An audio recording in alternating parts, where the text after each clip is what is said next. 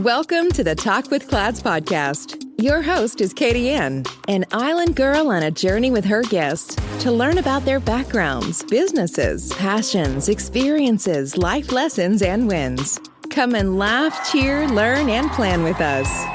My friend, take some time to come and talk with Clads. Do you want to provide a memorable experience at your event? Book Pin Bounce at 561-727-5488.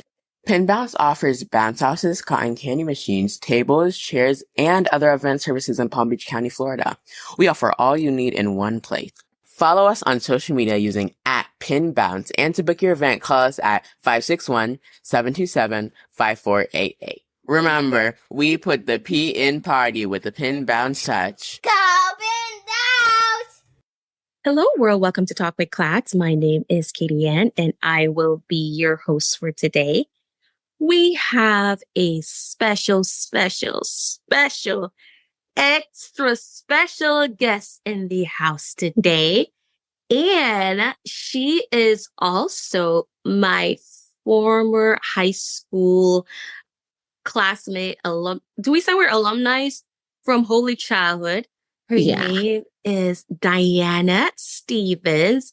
Welcome, Diana. Hey, world. How are you? Glad to be here. We're so excited to have you today, Diana. So we have a little bit about Diana. Diana, as I said, I've known Diana since in the 1990s. We're not going to age ourselves, right? We're not going to age ourselves.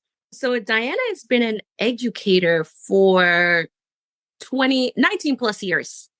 She has a undergrad in English and journalism. She has a master's of arts in peace studies and conflict resolution. And she also has a master's of education. So Diana, how did you go from having your undergrad in journalism to switching to educator, and now you're transitioning into immigration? So tell us a little bit about that, your background, and how that transition happened. All right. Well, thank you for having me, Katie Ann. Good to be here. So we're both immigrants, and that is the heart of our story, the heart of our passion for what I do. Coming from Holy Childhood, we were taught after the battle, the reward. So the battle really starts with knowledge. Yes. Right? So I'm a global immigration consultant now because I have seen through education, through the students that have passed through my classroom in almost 20 plus years, a lot who has been immigrants and what that landscape is like for them and their families. So I've been committed, even though I've been in the background doing this work for all these years, to helping families achieve the goals of maneuvering and assimilating in American life, right? They want to evolve to have that American dream. So my passion comes from my personal experiences being an educator, being an immigrant, and I'm always eager to work with my customers because I understand their challenges firsthand. Most of their experiences are my experiences. And it's with that I absorb their stories, and then we evolve together, help them to grow in this community. So that's where my passion comes from. And through education, I've been able to give them the tools that they need to now have successful lives living in America. So what are some common misconceptions people have about immigration law? Well, people tend to think that immigration, it's easy. It's not an easy landscape to maneuver, right? People who are coming to America and seeking that land of opportunity feeling, they're leaving families behind. They're leaving generations, and sometimes they don't get to go back home. So that in itself, it's not an easy decision. Then take the complexities of U.S. immigration, the constant changes that between the laws, the administration who is in or who is not in, there are challenges. So it's not an easy landscape to maneuver. So getting plugged in is definitely important into what's happening currently in the trends and the changes, because it's constantly evolving. Another misconception is that undocumented individuals are abusing the system. Now, tell me, who leaves their country to come and make mischief? No, they're coming to build and create a life for themselves, right? A life for the next generation, to give them access and opportunities to things they didn't have growing up. So they're not here with the intention to abuse the system. And the last issue I'd like to point out is that the U.S. immigration system is majoritarily funded by the people who are seeking immigration access. They pay for this process. The government really doesn't fund it unless they're providing funding for humanitarian efforts, and that's a umbrella of immigration as well.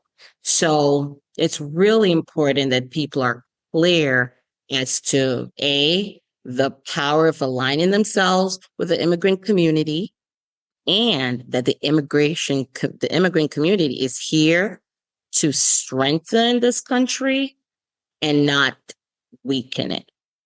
Yeah.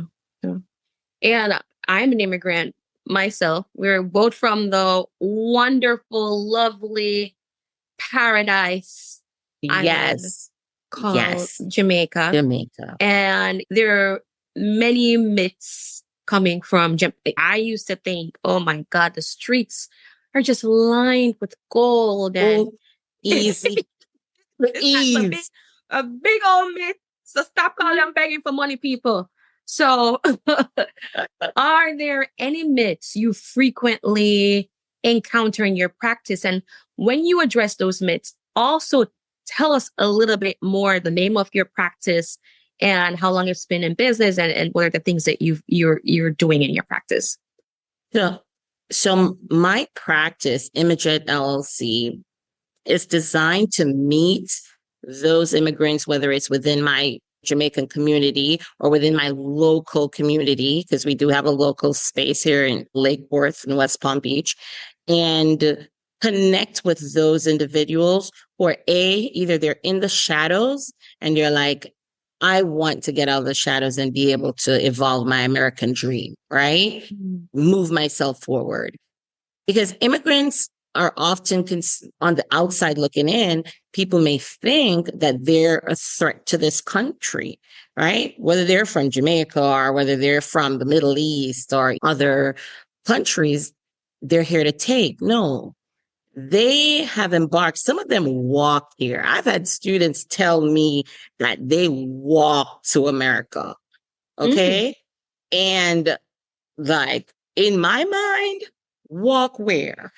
Yeah. Right. That's not that the common person does not have that resilience to get up and walk towards even the small things, let alone something as big as coming to a country not knowing the language, right? Yeah. B, how to maneuver the systems of this country. So they are literally here to forge a path. So one of the ways that we in our business helps these individuals is we give them the tools. We equip them with the resources and plug them in to what's going to make that a reality for them. Because it's not an overnight process, Katie Ann. No. Immigration. I've been through the process. So I know it is a long and daunting process for most people. That takes years for some people. Years. So that's years of your life. You're in the shadows, living under the radar, making sure that you are still able to provide for yourself. And a lot of people have families they're taking care of back home. Yes. Yeah. Right. And those family members, they expect to be taken care of. And coming from our culture, we know that we're not going to let them down. No. You understand? So we have to make sure we're positioning our people on the right path, because there are ways to maneuver this system legally, right, to get the end result. So while you're making a contribution, you should be doing that in the right way. And so that's how we help individuals maneuver this space. In fact, when you look, most immigrants are the innovators in this country, right? Yes. They're not waiting for somebody to hand them something. Jamaicans don't believe in a handouts. They may call and beg you something, but best believe they're going to figure a way to make some happen for themselves. So we're here to present them with options to do that. Yeah. And with that, as experts in your area, that you have to navigate the different changes in the immigration policies. Right. So how has recent changes in immigration policies affected individuals and families? So you're right. Immigration is an evolving landscape. And if we look on a local level, before we even go to the federal level, in the state of Florida, the laws are not necessarily for immigrants. But do we have a lot of them here? Yes. Driving around on our streets, right, without proper documentation, right? Now, let's put ourselves in that mindset. You're on the streets. You don't know who you're around. If that's an immigrant and that's an undocumented immigrant, wouldn't you rather them be able to, A, take care of their families, work and provide for them in a way, instead of being unable to do that? But our laws that are here does not support that, right? A lot of them may not have the proper documentation to be driving on the streets, but yet still not stop them from going to get work. They're going to go to work faithfully. Yeah. Faithfully. A lot of people like to exploit that too. Exactly. And then you have those people who will exploit them. So you want to make sure that you're educating them, giving them those tools to say, hey, if you're employed, you can pay taxes. Eventually, your employer may be able to petition for you, right? There are pathways that are built within the immigration landscape for them to become a legal permanent resident, for them to eventually become a U.S. citizen. So you want to make sure that you are equipping the people within your community. They may be your neighbors. Somebody may rent them a room. So you want to make sure that who you are communing with really can be a positive contribution to your community, right? So the pathways that are available can change from administration to administration on a federal level, right? So we talk about Florida.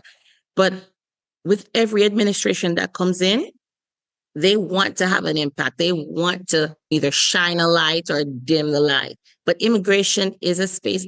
People are going to continue to come America. Yeah, it's built on immigration. It will not built on the back of immigrants. Yes. And literally, that is exactly what people need to understand, right? Whether you're Jamaicans have been coming here. I'm sure we used to read these Claude McKay poems and all these things from all that time, right? In the Renaissance movement, Harlem Renaissance movement. So we know that Jamaicans are not new to coming to America. Them not gonna stop, right? So from one generation to the next, you'll hear about the legacies, right? And we want to continue that, though, with a positive light, right? We want our little island not just to shine for all of its glitz and glam that it has to offer, but the people that are coming here are definitely making positive contributions. And we want to encourage the families, hey, let us collectively come together and make other families be able to enjoy those things without the fear of being undocumented or the fear of not being able to provide and protect your family. And then one of the things that I want to clarify, because a lot of times when, especially in the political arena right now, when people speak of immigrants, they speak of one demographic or one profile of what an immigrant looks like. And it's multifaceted because an immigrant, when you think of immigration, it's not just people of color. No. It's you do have people from Europe that are immigrants, and they're also facing the same battles that we are, but because they look different, I think it's more highlighted more the minority groups. I'm glad you brought that up. Actually, with this recent Ukraine issue, Russia war, I had a student that came from Ukraine, and I'm like, interesting, right? With ease, you didn't hear the stories of how he had to navigate. No, he just showed up one day, and you had to, of course, maneuver the language barriers, which other immigrant communities have, right? Yes. It is a plethora of countries that have humanitarian issues. When you look at the Haitian community, they're here too, right? They are also seeking, if it's not relief, but they want a pathway to make sure that they're able to provide for themselves and their families, right? They're adding value to our communities. So it is not just a one size fits all. Every culture is different and should be treated as such, should be respected in that way. And we want to make sure that we are mindful of, yes, the adults may be embarking on this journey, but the effects that immigration has on children. Right? Yeah. In our community, I don't know if you remember the barrel children, right? I was one of them. I was definitely.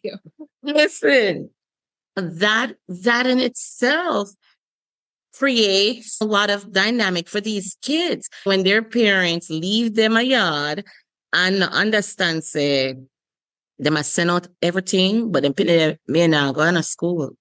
You understand me? I've had kids who come in my classroom from Jamaica and them still can't read, and them they're high school, right? Yeah. So America's immigration policy does not want to necessarily separate those families, right? And they have in recent years taken that initiative to reunify families. And you want to make sure that they're able to access these new policies that are in place. Yeah. And you referenced the Haitian population, and we're not highlighting them significantly. No. But I'm just going to use them as an example because I know that there was what was going on with the assassination of their president and the political conflicts and lack of government that they have right now, that the Biden administration passed what do you call it? Because this is your expertise, where he had a pathway for them to come, and that was a change. So the family reunification issue. So, and it's not concentrated only for Haitians, people from Ecuador, Nicaragua, Venezuela. So when a country experiences, and this speaks to the humanitarian side of America, right? Because if we think of America, they want to help everybody, right? That's the mindset. So with this in mind, the family reunification parole is a pathway that helps to reunite families. Even so, when a country experiences, I don't know if you remember the earthquake in Haiti. Yeah. What did America do? They said, come, right? They created a way for these people to come here, to the families that are already here. They're established. So they're not taken. They're coming here, and families are here to receive them, to help them navigate the United States, right? The various things that are here. So it is important because these initiatives help to alleviate the issues that may arise because a kid may be left alone, right? The issues that may arise when that mother or father is here working and they don't have the documents to travel back and forth, you know? You're listening to Talk with Clads. Find more resources online at cladsresources.com. Now back to the show with your host, Katie Ann. So it's really important that if we're saying we're valuing families, we're valuing people, that we support initiatives like this, right? Yeah, I agree. And with those updates and changes that our government creates, and it depends on the administration to Absolutely. allow them to come here, what are some of the most common challenges that immigrants face during the immigration process? Oh, the backlog. Let's talk about that. The backlog in getting your paperwork done, right? So someone may send off their paperwork. You may hear that, oh, it's going to take on average 9 months. 9 months, paperwork gets lost. But I will say in recent years, and maybe we could contribute this to the COVID-19, right, pandemic, USCIS has taken the initiative to adopt new technological initiatives, which has somewhat alleviated or helped in how things are being processed. So it is really important that you stay abreast to the changes, right? Because every day there are new changes, whether it's with a policy, whether it's through the courts, or whether it's with an administration saying, this is the route we're going now. And when they mean now, policy change may take 30 days to go into effect.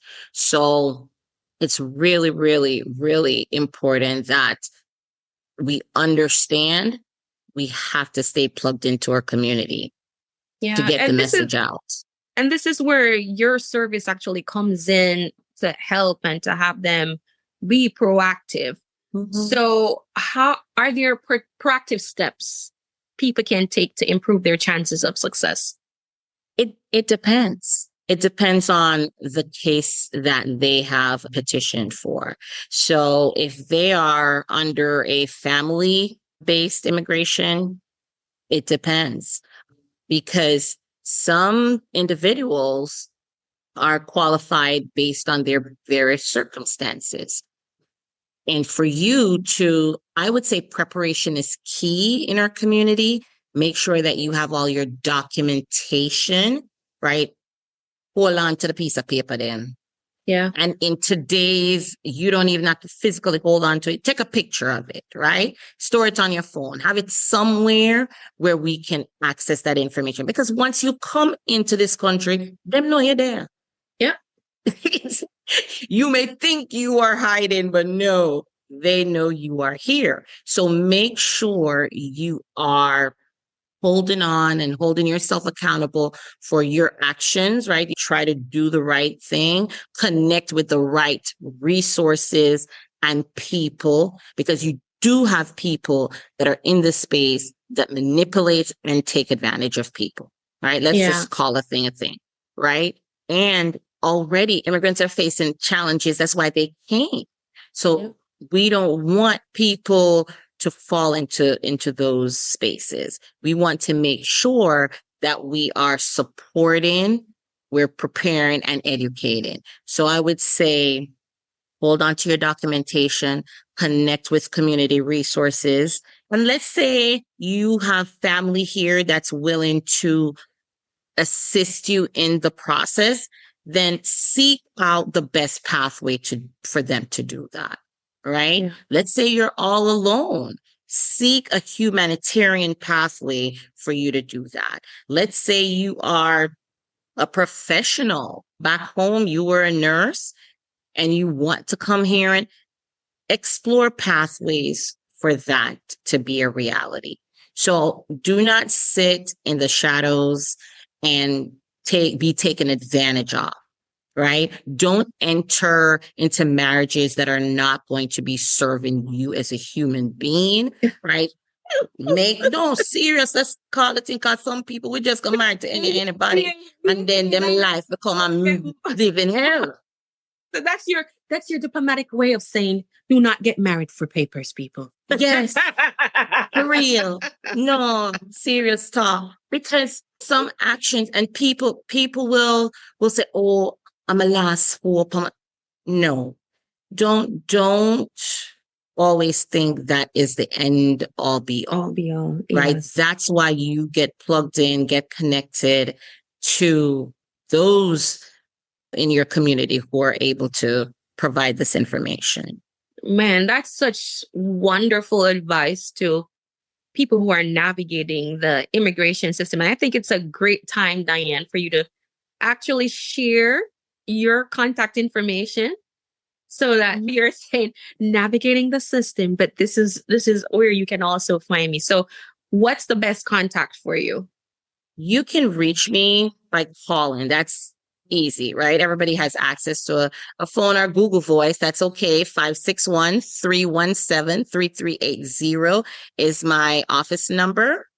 And you can always find me on Instagram at IMMIJET at Immi-jet, or you could reach out to me via email. It would just be my name, Diana at immijet.co. So please, please, please get plugged in, get educated, make sure you are researching the pathways that can give you the American dream. There are a lot of ways, a lot of options.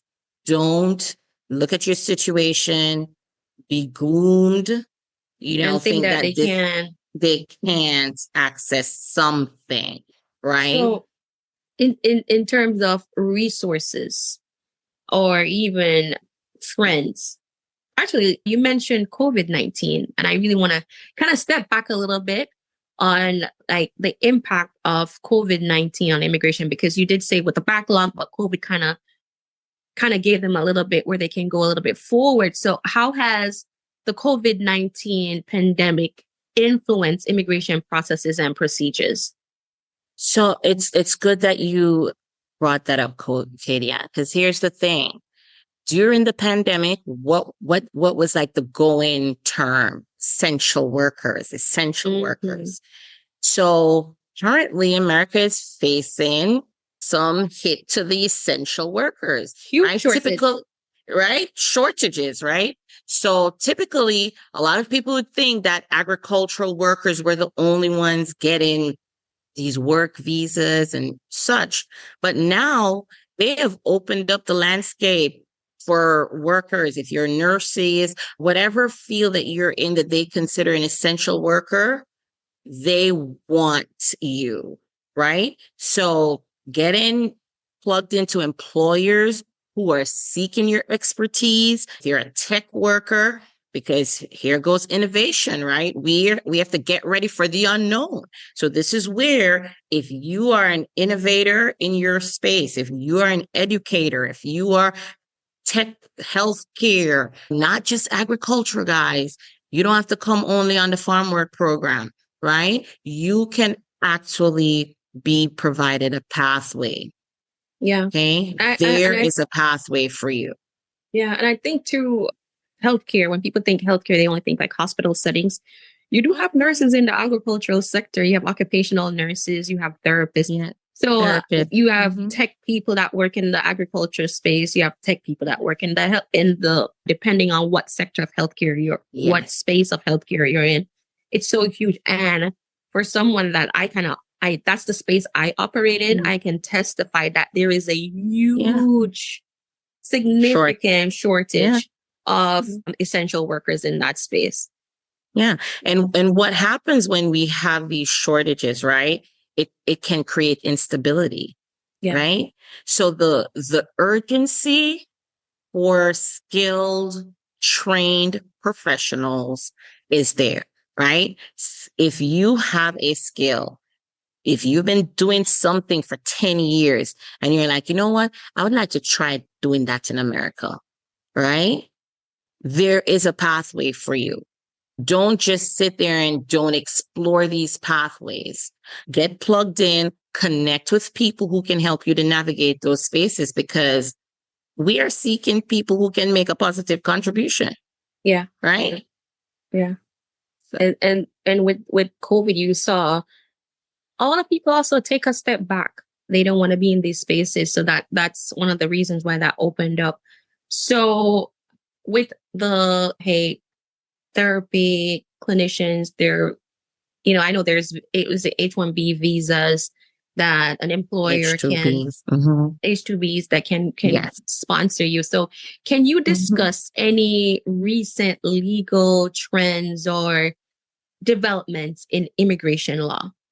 Well, I'll tell you, Katie, and you are cracking, because the Department of Homeland Security, in consultation with the Department of Labor, they just made available additional H-2B temporary non-agricultural worker visas. But they almost increased it twofold because there is such a demand, right? So 2023, I believe it topped out at like 66,000. They've added like 60 something thousand more. Oh, right? wow. Because they're looking, the demand is there, right? So we have to make sure if we can tap into these areas. And then when you are coming to work, if you have a family, your family may be extended these same opportunities if you have your children, a spouse. So make sure that you are exploring what is available based on your needs, your family's needs. It's important that you get plugged into that. So that's one that's really big right now, those work visas. And there are other visas that are also untapped. They're not as explored as like a B1, B2, because people are not seeing the bigger picture, and they may not think that they want to come to America to live. Sometimes they just want to try it out. So they're like, oh, let me just visit. But if they really want to live here, don't be afraid to explore what those options are for yourself. Right. Yeah. Yeah. So let's talk about family-based immigration. What options are available for family-based immigration, and how does that process work? Okay.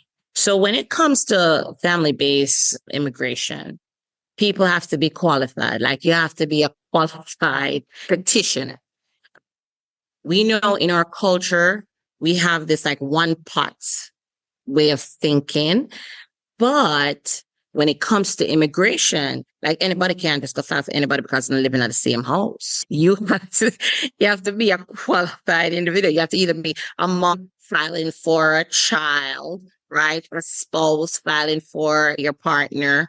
And the USCIS does recognize same-sex marriages. So please make sure that you have that qualification first before you start saying, I'm going to send for somebody, right? So that's the key. But something else we have to keep in mind is the time frame. It's not an overnight. Nothing in USCIS is overnight. Even if they say we're going to expedite, and expediting costs additional fees, it's not overnight. So you have to make sure that whatever you're exploring for yourself and your family is not on a rush thing, the last minute thing.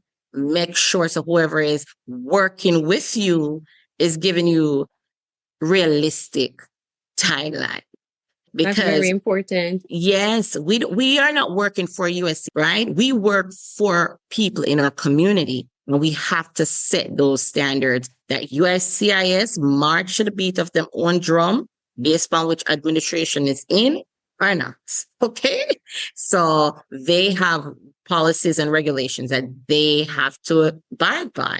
So it's really important that we're not setting unrealistic expectations. Yeah. Yeah. And then, so the difference is, obviously, for the family-based immigration, you have to be related in somehow, be it through marriage or through blood, and having to be able to prove it. Yeah. And then Absolutely. with employment based immigration, and we kind of discussed it a little bit with the visas. How does employment based immigration function, and what are the common pathways for professionals? Is it through the is it H2B? H2B, H1, yes. Yeah. So currently the trend is with people who are advanced professionals. So those people who have an advanced degree, whether it's a master's degree and have been working in their fields for over 5 years, they can say, hey, someone did them hire me, I'm getting stay. May I work?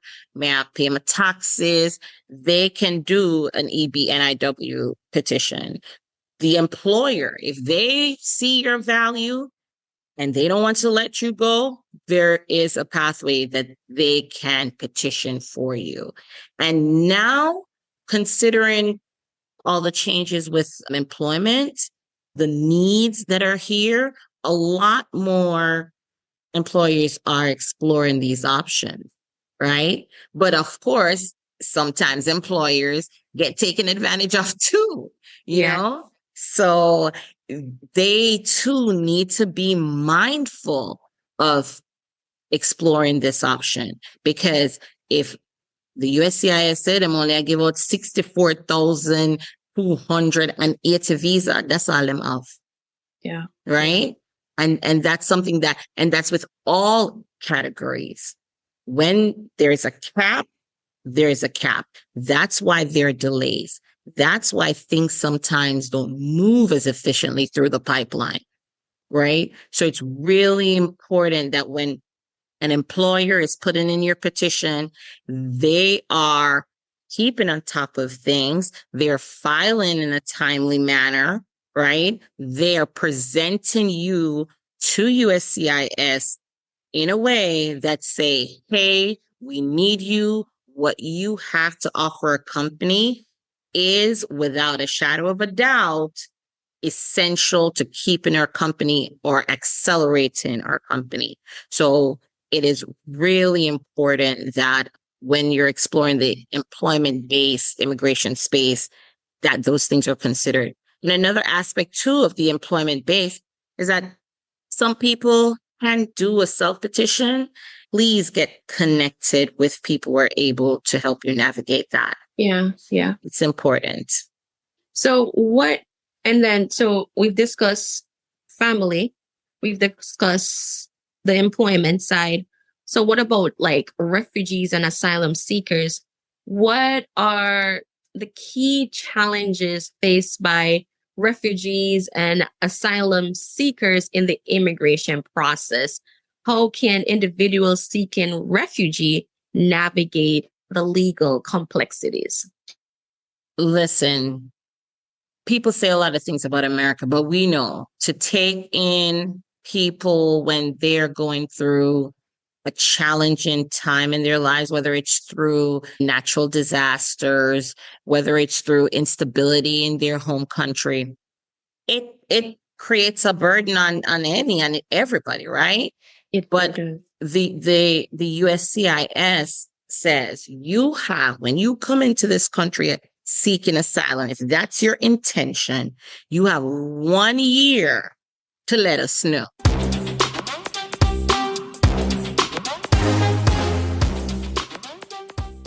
CLAD's resources and consulting values its customers. Our planner Footsteps to My Vision is a 13-month planner that can be used for 5 years. It walks you through SMART goals, SWOT analysis, action planning, and holds you accountable through 3 monthly check-ins. We work only with top quality materials, innovative designs, and verified suppliers, which are guaranteed to deliver to our high expectations, because when it comes to our customer satisfaction, there's no room for compromise. Made with high-quality PU leather and paper planner helps you focus on achieving your goals by giving you a sense of personal and professional satisfaction. Some of the amazing features of this product: Vision Board Planner, luxury pen, 8GB USB flash drive, wireless mouse, ultra-elegant packaging box, available in 5 stunning colors: black, red, gold, pink, navy blue. Material, PU leather. 13-month planner. Elastic band for easy handling. Our Footsteps to My Vision is available at Amazon, Facebook, Instagram, our website, and at Walmart. You may also follow us at www.cladsresources.com, Instagram, Clads Resources, Facebook, www.facebook.com/cladsresources/. You're listening to Talk with Clads. Find more resources online at cladsresources.com. Now back to the show with your host, Katie Ann. Right? So they give you the time. Please, please, please. If you know that that's your intention, make them know, no? Make them know. Now sit down there and pretend like, oh, you're still thinking about it. In your heart of heart, that you feel persecution and them threaten your family and you now go back there. You know, right? Or say, them shoot up the taxiway you did and go back there. You understand me? There are things that happen to people and they don't talk about these traumatic experiences. And so they don't necessarily understand that there is something in the system to help you. That's why it's called humanitarian, right? That's what asylum seekers are looking for. They're looking for a humanitarian relief. So whatever it is that traumatizing in your home country, whatever it is, seek that recourse, seek that relief by making sure you put that petition in within that 1 year time. Time matters. All right. Time matters. Don't sit there and make up stories or have people tell you, no, just deal with a bad treatment or do certain things that will be egregious to the system. You don't want to do that, right? You want to make sure that you're filing within that time frame. And there are tons of resources out there, Katie, and especially for asylum seekers and refugees. Tons of resources. Individuals should not get weary by the complexities, right? Just lock arms with people in your community who can help you navigate it, right? Collaborate with those individuals that can help to not just make this an experience that gets you to where you're trying to go, but inspire you and those in your community who are seeing that, oh, this may be a challenging experience, right? You want to make sure that you are plugged in to those resources, whether it is you're going to go to, they have certain hubs for certain communities that receive asylum seekers and help them navigate those spaces. But don't be afraid to connect with a global immigration specialist. Yeah. I know you mentioned community. There's so much community resources out there, not only for asylum seekers, but they may specialize in immigration. So how can individuals find reliable information and assistance throughout their immigration journey? So the USCIS has, and you can go to their website, uscis.gov. They have resources. They have what is called accredited representatives that are certified by them. They have the stamp of approval. They can tap into their networks as well. They don't have enough though. Yeah. They don't have enough to serve the people, right? So that's where, as a global immigration consultant, we help to bridge those gaps, right? Okay. We help to connect them to those integral things that is necessary for them to have a successful application, right? So it's really crucial that people access and connect to people in your community who are, and I know a lot of people are like, oh, I see this on TikTok, and please make sure that even though it's on TikTok, you vet the people you're being put in contact with. Okay. I cannot stress enough. I've even when you come into any space, whether it's education, immigration, right? Please make sure People are credentialed. People are plugging you up to the right resources, no backdoor dealings. Okay. Yes. You have to make sure that you're being plugged into the right people in the right places at the right time. Yeah. There's so much misinformation out there that you really have to do your due diligence. Due Because diligence. in the end, you are the person that it affects. So you Yeah. have to do your due diligence too. So Absolutely. I want to talk about like success stories. Can you share any memorable success stories from your experience without divulging personal information? Oh from your my goodness, immigration where cases? do I start? I can tell you. So when I've worked with families, and this is before I started this whole, let me go social media. I've been doing this work, but it was hard work for me. So when I connect with a family, how do I help them to evolve and realize that dream? Right. And I'll speak of a certain customer I've had for years. So talk about Medora husband, citizenship paperwork, file our papers, file for our children. I mean, no, her children have children. So Yeah. decades. And I'm like, man, when I see these kids now, and you're able to look back and say you had a role in them living the life they're living now, right? That always warms my heart. When I look, and some of my clients or customers are older people who they want, like, probably married to them long time sweetheart, but me don't want to go through the stress. And me can't sit down and fill out all that paperwork. And when they step to me and they express what it is that they would like, and to see how their families are strong and growing. When somebody says, I meet one guy, but I don't know if me say file female, I know how to do that, I say, okay, let's start with a K1, right? So when you're able to help people strategize and navigate their path within this country, it is constantly rewarding. Listen, when I'm ready for buy a house, what do you think them call? when I'm ready to buy a house, what do you think them call? It's like at every juncture of my customers' experience, they always reach out.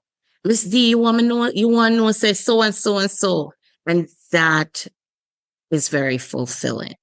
Right? Man. That is very fulfilling. When decisions that are life changing, you understand me?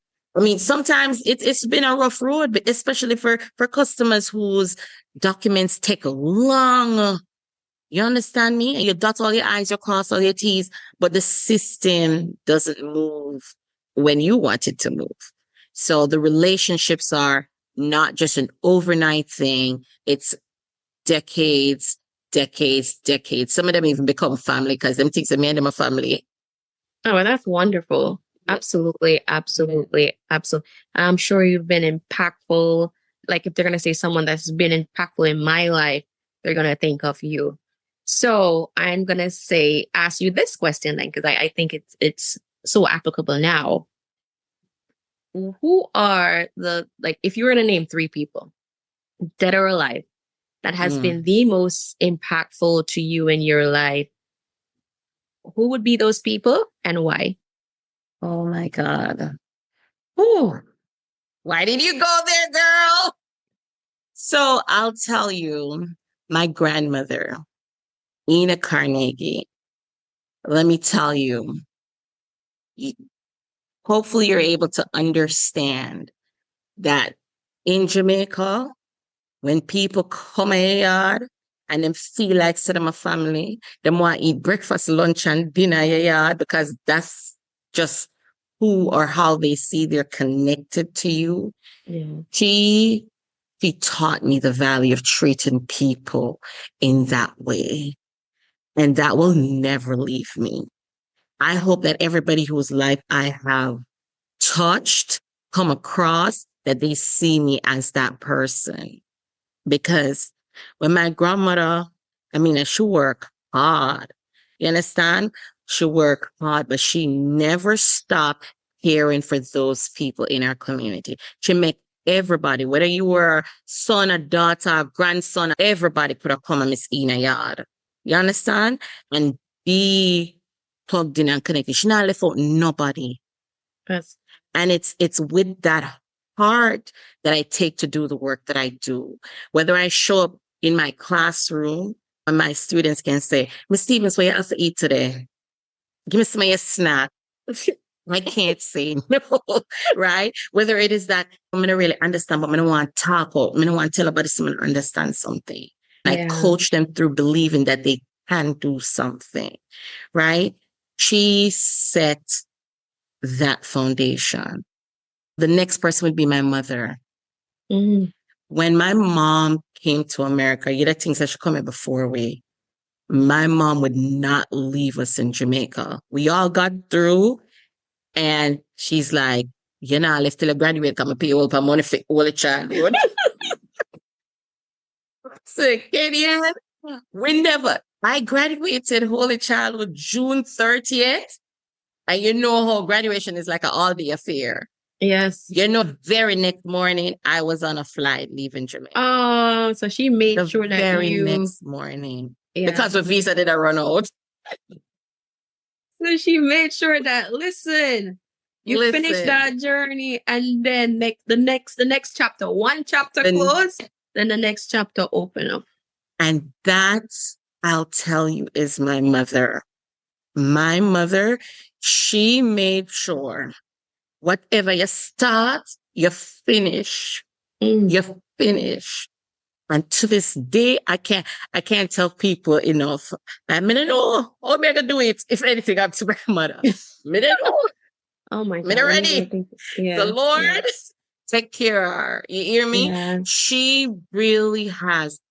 When she got here, Katie-Ann, we came to our family, but we never know nothing. We left high school. Them never know if they say, oh, this is how you get into college. The information wasn't there. So due to our experience, we now, as a family, we have a company that helps people to navigate when them come here, what to do. Yeah, based on your own experiences. Yes, because we had to get into school, right? And me, so I'm not go back to high school. Me done with high school already. Me don't want to do that. And so she had to figure out a way to provide for what I needed at that time, right? And made that happen for us. I remember I know she come here with 2 picnic. That's it. Close to my back, 2 picnic. That's it. Mm-hmm. You know, within 2 years, my mother purchased her house. Oh, you hear me? People don't understand that to navigate this system, it is possible. My mother still has her house to this day, 28 years later. Thank you, Jesus. Okay? Mm-hmm. And I tell people, I know the amount of money I make. Resilience too. Listen, it's not the amount of money you make. It's the vision you have for your family. And that's what my mother taught me. Because if you don't have vision, and if you don't have a plan to execute that vision, it's going to be a rough road you travel. I absolutely believe in the having that visualization and having that vision, create your SMART goals, and move along. Move along with those steps. The Bible tells us, write the vision and make it plain. Yes. Yes. You understand? So those are just tenets in my lived experience that to this day, I don't let go of those things. My family is like rock for me. My family is my rock. My sister. So is that your third person? Is that your third person? Is your sister? My third person, yes. And then I happen to know your sister. Listen, I'm talk about cheerleader. Because we all need one of those. Yes, we all need one of those, right? Yes, we all need one of those. I'm telling you, sometimes it's like you get burnt. You get burnt by giving so much, pouring into everyone you come across, and you don't have nothing else to give. But I'm going to tell you something, my little sister, cheer me on. Yeah. Just cheer me on. And a lot of times, Katie-Ann, we have to take a step back and show those people who have been our day ones, that we are there for them. We are there Yeah. for them. We are all Give them in their it to flowers win it. while it's we have to appreciate them while they're here and Yeah. not at their funerals. We're saying that reading this. Oh, what is it? I forget the word. I just went blank. Eulogy. Eulogy. This Yeah. person was such. No, give them their flowers while they're here. I Right now. appreciate you. Thank Right you. now. You've been so impactful in my life. So, man, I know your sister. I know she's your cheerleader. So I'm listening. I was like, oh wow. Yes, yes. Let me tell you something, Katie Ann. I've had a lot. Let me tell you, when people say, "Oh, what's your immigration story? The stories vary based on time and place I was in my life. There's some stories that I'll tell you. I remember when I met a mom who could not go to our daughter's funeral. Mm. You understand me? I'm telling you, the stories are far and wide. Some of them happy, some of them not so happy. You can imagine your one daughter. No, I cannot because I You have one understand daughter. me? Yeah. When I tell people I've been doing this work, I didn't see this work. Do something to help the other person because they need me in that moment and I can. Right? So it's more of serving. That's what it's more of serving the people who come across, because not everybody I'm going to work with, right? I'm Mhm. really like that. But if I know I can be of service to you and truly change your life, come see me. Come Yes, see me, yes. right? Come see me. So with this we reached the end of the program, and I like to ask my guests this question, because you can ask all the questions that you think you want everyone to hear. I want the listeners to hear. And I may have missed that one special question, like, oh man, she didn't even ask me that question. And I want to answer this question. So if there's one question that you could ask that you wanted to ask that I did not ask today, what would that question be? And not only the question, but what is the answer to that question? Oh my gosh. Okay, Katie Ann. Oh, you never asked me the legacy. What may I try for create? Oh my goodness, legacy. All right. Listen, What honey. is the legacy that you want to create? Oh, Katie Ann. When I think about the multiple of things that I do, people may say, "Oh, you're just a teacher." Mm. No, honey. I train people to fully show up to be their authentic selves. I train people to fully show up how to be their authentic self. Whether it is that you can't read, whether it is that you're in an abusive situation and you don't know how to navigate that, whether it is that there is just something burning in your soul that you want to achieve and you don't know the first steps to take, they always call me. And I want people to remember, not just at my funeral, to remember that pay it forward. Pay it forward. So you want your legacy to be paid forward. Man, as you mentioned legacy, I'm like thinking about Maslow's theory of need. I'm like, oh, Diana's at the self-actualization stage of life where you have your basic needs, but like, what's my path? What's my footprint?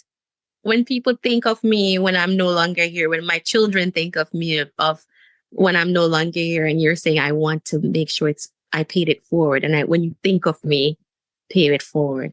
Pay it forward. And listen, as an immigrant and now providing immigration services, I definitely believe that you are paying it forward. So, ma'am, with that, again, how can our listeners get in contact with you? Feel free to look me up on Instagram at Immi-jet, IMMIJET, or call me 561-317-3380. Man, Diana, it was a pleasure. Absolute Same. pleasure. And I am sure that the audience is diverse, all backgrounds. They have learned so much from you today. And I'm sure I'll have some follow-up questions and would love to have you on the program again because I feel like I could spend hours chatting with you. Oh, You're absolutely. passionate about what you do and you've been an educator for such a long time. Like, oh man, she speaks the way she explains it. It's so easy to understand. So thank you so much for being a part of this podcast and sharing your journey and speaking about the services that you offer. And I am sure we will chat again. Thank you everyone for listening and taking some time to talk with CLADS. Bye, guys.